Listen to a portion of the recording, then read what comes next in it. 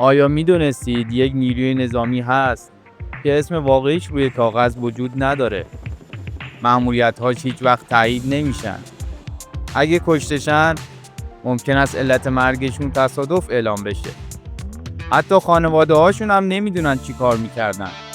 اسم این نیروی نظامی فوق محرمانه دلتا فورسه. واحدی که بسیاری از مردم اون رو قدرتمندترین یگانه ضد تروریستی جهان میدونن و بعضیا هم میگن دلتا فورس جاییه که قوانین جنگ دوباره تعریف میشن. اصلا دلتا فورس چیه و چی کار میکنه؟ یک یگان فوق محرمانه از ارتش ایالات متحده آمریکاست که بخشی از وظایف اون انجام عملیات‌های ضد تروریستی در سراسر جهانه. در عملیات‌های مخفی برون مرزی و برای نجات گروگان‌ها از این نیرو استفاده میشه. یکی از کارهایی که دلتا فورس انجام میده شکار اهداف با ارزش بسیار بالاست یا همون HVT. اونا قادر به انجام جنگ‌های شهری بسیار پیشرفته هم هستن. دلتا فورس زیر مجموعه مستقیم فرماندهی عملیات ویژه مشترک یعنی JSOC هست که در کنار نویسیلز تیم شماره 6 از نیروی دریایی و STS-24 نیروی هوایی ایالات متحده کار میکنه. دلتا فورس چگونه به وجود آمد؟ سرهنگ چارلز بکویس، افسر نیروی ویژه ارتش ایالات متحده آمریکا، خالق دلتا فورسه. او در دهه 60 میلادی مدتی با SAS بریتانیا خدمت کرد. بعداً در مورد SAS بریتانیا هم یه ویدیوی کامل میسازم. سرهنگ چارلز بکویس وقتی از بریتانیا به آمریکا برگشت، گفت ما چنین واحدی نداریم و این خیلی خطرناکه. در اون زمان تروریسم بین‌المللی در حال اوجگیری بود. هواپیما ربایی‌ها زیاد شده بود و آمریکا واحد واکنش سریع ضد ترور نداشت. این موضوع باعث شد که دلتا فورس در سال 1977 متولد شد. در این واحد اصطلاحاً همه چیز خاکستریه. یعنی دلتا فورس لباس و فرم مشخصی نداره. درجه‌های نیروهای این واحد اغلب مخفی هستند. حتی پادگان یا پایگاه مشخص با نام دلتا فورس وجود نداره. ولی به طور غیر رسمی میشه اونا رو به اسکادران‌های A, B, C که عملیاتی هستن تقسیم کرد و یک اسکادران دی هم هست که بخش آموزش، پشتیبانی و لوجستیک رو به عهده داره.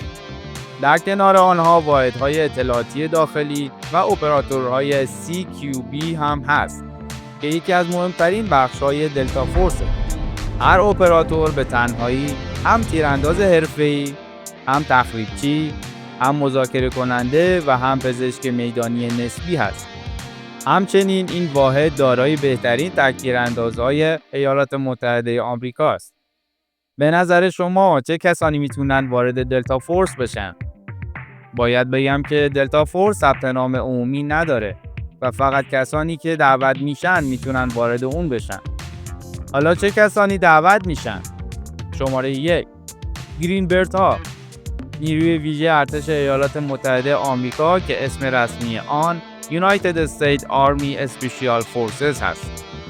به خاطر کلاه سبزشون به آنها گرینبرت میگن. طیف وسیعی از عملیات‌های شناسایی ضد تروریسم و جنگ‌های نامنظم و چریکی انجام میدن. شماره 2 رنجرها که اسم رسمی اون United States Army Rangers است. حملات ضربتی سریع، یورش شبانه، تصرف فرودگاه‌ها و نقاط کلیدی در ساعات اولیه جنگ و پشتیبانی از نیروهای دیگه.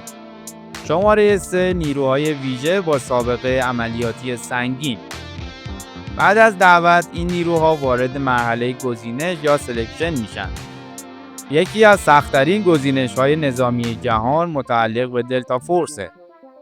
راهپیمایی‌های انفرادی طولانی در کوهستان با وزن نامعلوم، بدون ساعت، بدون نقشه دقیق.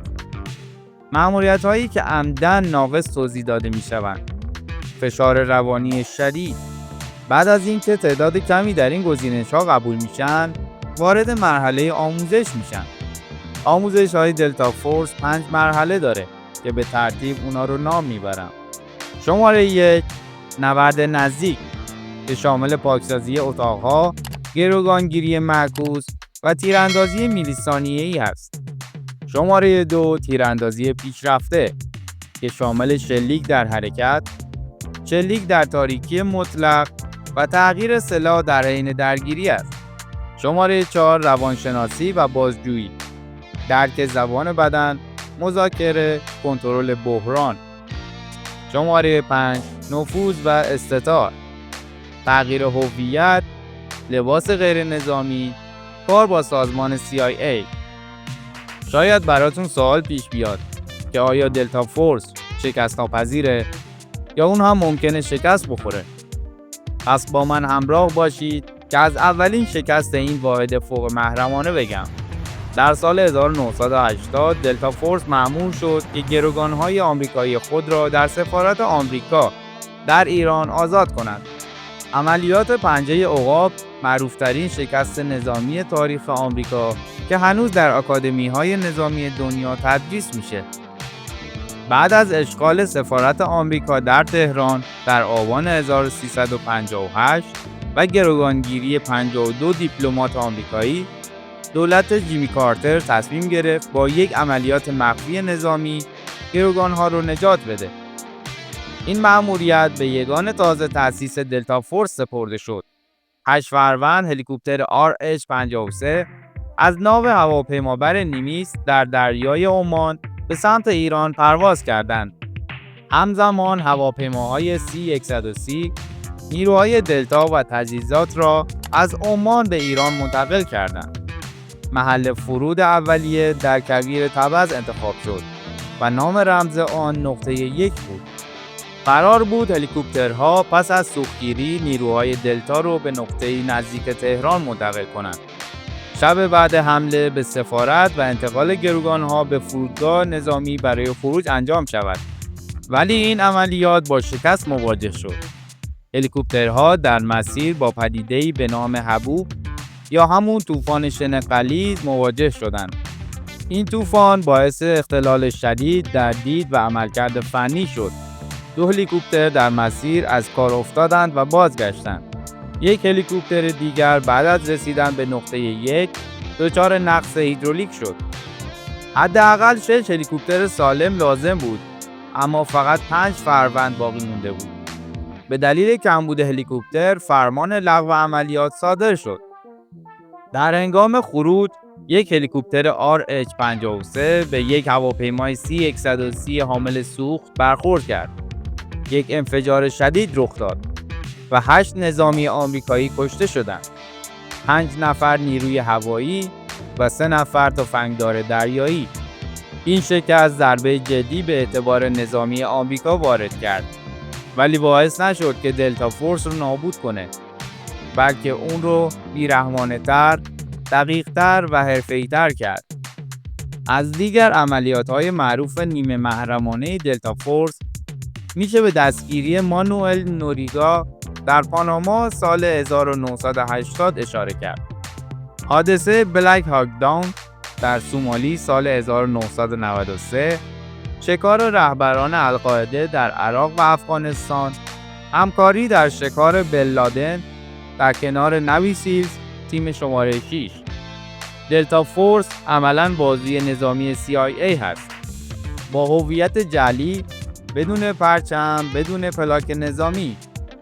برخلاف ارتش، دلتا فورس آزاده که هر سلاحی رو انتخاب کنه و استفاده کنه. سلاحی مثل HK416، MP7، گلاک و سلاحی سفارشی. دلتا فورس معمولاً به جای جنگ شکار میکنه. مأموریت‌ها معمولاً شبانه هستند و سکوت بخشی از آموزشه. هر جا گروگانی آزاد شد یا تهدیدی هست شد، احتمال زیاد دلتا فورس اونجا حضور داشته. ممنون که تا آخر این ویدیو با من همراه بودید. اگه این ویدیو واسهتون مفید بود، لطفاً لایک کنید و کانال من رو سابسکرایب کنید و از ویدیوهای بعدی هم لذت ببرید.